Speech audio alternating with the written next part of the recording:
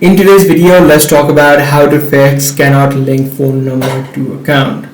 So if you're also seeing this error message while trying to link your phone number to a particular account, the first thing that you need to ensure is that you have entered the country code correctly. So if you have selected your country code differently or have not selected the correct one, this may be the issue that you're facing. Secondly, what you also need to ensure is that if your phone number is already used on a different account, make sure that you remove that particular number from that account, and only then you'll be able to use the same number.